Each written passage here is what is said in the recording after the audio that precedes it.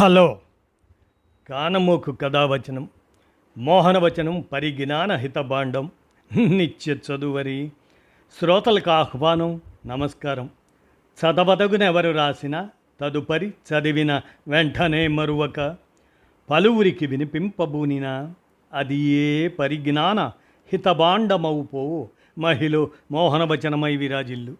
పరిజ్ఞాన హితభాండం లక్ష్యం ప్రతివారీ సమాచార హక్కు. ఆస్ఫూర్తితోనే ఇప్పుడు రంగనాయకమ్మ సందేశాత్మక అంశం పిల్లల పెంపకంలో పెద్దలు సమాజం బాధ్యత అనేటువంటి అంశాన్ని ఇప్పుడు మన కానమోకు కథావచన శ్రోతలకు వినిపిస్తున్నాను, వినండి. పిల్లల పెంపకంలో పెద్దలు సమాజం బాధ్యత ఈ అంశంలో 1989లో కాస్తాల సమ్మయ్య, ఆయన కుంటముక్కల వారిది, ఆయన అడిగాడు ప్రశ్న రంగనాయకమ్మ గారిని.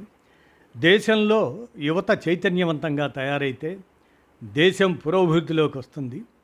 కానీ ఈ యువతలో చాలా వరకు అనేక వ్యసనాలకు తోడు దేశ సమస్యల పట్ల సరైన అవగాహన ఉండటం లేదని నా అభిప్రాయం. కారణం ఏమిటంటారు అని రంగనాయకమ్మ గారిని అడగ్గా అందుకు జవాబుగా రంగనాయకమ్మ గారు ఈ విధంగా సెలవిచ్చారు. యువత సరైన అవగాహనతో లేరంటే ఆ యువతను పెంచే పెద్దలు కూడా సరైన అవగాహనతో లేరన్న మాటే కదా. తల్లిదండ్రులు నేర్పే విషయాలు, పాఠశాలల్లో చదివే పుస్తకాలు, బయట సాహిత్యము, ఇతర సాంస్కృతిక కార్యక్రమాలు ఏవి కూడా యువతకు సరైన అవగాహన ఇవ్వడం లేదన్నమాట. యువత వ్యసనాలకు లోనవుతున్నారు అన్నారు మీరు. వ్యసనాల్లోకి దించే పరిస్థితులు సమాజంలో ఎందుకు ఉండాలి అని ఆలోచించి చూడండి. సిగరెట్ల వ్యసనాన్ని తీసుకుంటే అసలు సిగరెట్ల ఉత్పత్తి ఎందుకు ఉండాలి? సిగరెట్లు తయారవుతున్నాయంటే వాటిని కొంతమంది కాల్చవలసిందే కదా. సిగరెట్లే లేకపోతే సిగరెట్ల వ్యసనమే ఉండదు కదా. అలాగనే సారా ఉత్పత్తి లేకపోతే సారా వ్యసనమే ఉండదు కదా. అలాగే గుర్ర పందాలు, అలాగే జూదాల క్లబ్బులు, అలాగే లాటరీలు, అలాగే వ్యభిచార గృహాలు, అలాగే ఇతర వ్యసనాలన్నీ ఇవన్నీ ఎందుకున్నాయి?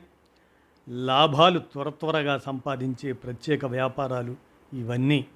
ఈ వ్యాపారులు ఇవన్నీ ఉండే తీరాలంటారు. సమాజంలో ఇలాంటి తప్పుడు ఉత్పత్తులు ఎందుకు ఉండాలనే ప్రశ్న లేకుండా యువత ఈ వ్యసనాల పాలవుతున్నారు అని బాధపడితే ప్రయోజనం ఉండదు. ఈ ఉత్పత్తుల్ని ఆపాలనే సరైన అవగాహన యువతకే కాదు, పెద్దలకు మాత్రం ఉందా? పెద్దల్లో కూడా అనేక రకాల వ్యసనాలు లేవా? పిల్లల్ని పెద్దలే పెంచుతారు.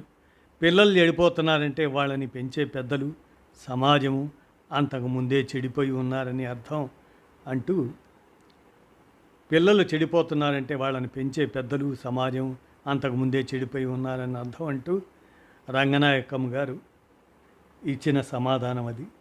విన్నారుగా. మన కానమోకు కథావచన శ్రోతలకు అవగాహన నిమిత్తం ఈ అంశాన్ని వినిపించాను. విన్నారుగా. ధన్యవాదాలు.